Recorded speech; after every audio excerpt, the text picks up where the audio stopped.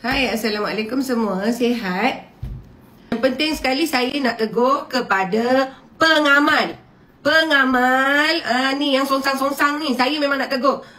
Saya memang nak tegur kepada pengamal ilmu songsang ni. LGBT ke, L apalah, tak kisahlah, janji dia songsang. Kan? Tak kisahlah macam mananya. Yang perempuan lelaki ke, laki-laki ke, perempuan-perempuan ke, tak kisah, janji dia songsang. Saya nak cakap, perbuatan itu adalah satu perbuatan yang dilaknat oleh Allah Subhanahu Wa Taala. Kerana perbuatan kamu nanti boleh terbalik bumi ini. Allah dah beritahu kita, perkara yang kamu buat itu adalah satu perbuatan yang sangat keji, dilaknat. Jadi, boleh tak kamu ni tolong kembali ke pangkal jalan, jadi manusia yang normal?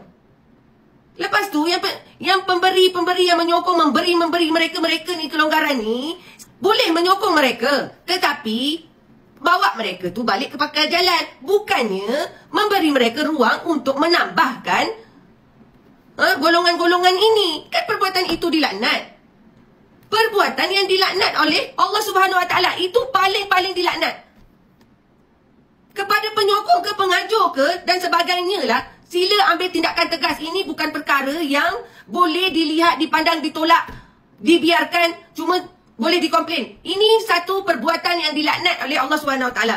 Jadi saya harap kepada pengamal-pengamal ni yang buat kerja-kerja ni, yang buat perangai-perangai yang songsang-songsang ni, kerana perbuatan kamu ni nanti, bila Allah marah, apa yang kamu lakukan itu bukan kamu je yang kena.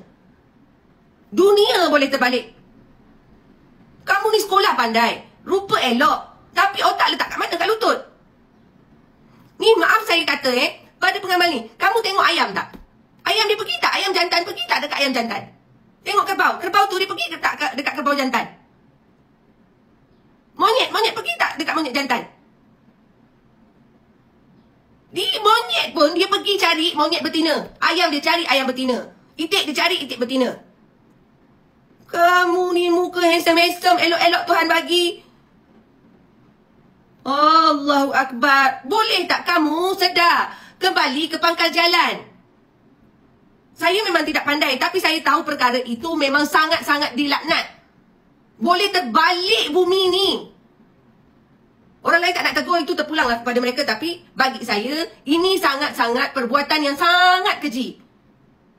Saya terus terang tegur. Sebab saya tak kenal kamu. Jadi, bila melihat perbuatan kamu, perangai ni yang macam, nak tahulah nak cakap apa.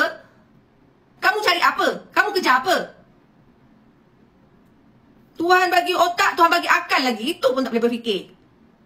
Allahu Akbar. Ya Allah, ya Tuhanku. Punyalah payah mak nak melahirkan seorang-seorang umat ni. Macam bila dah besar, dah tua, macam-macam PL jadi. Songsang-songsang lah. Jalan, orang dah, Tuhan dah bawa jalan dengan kaki, kita nak jalan dengan kepala. Inilah. Jadi dia, Tuhan dah kata berjalan dengan kaki. Ini tak ada. Nak kepala juga ke bawah, kaki ke atas.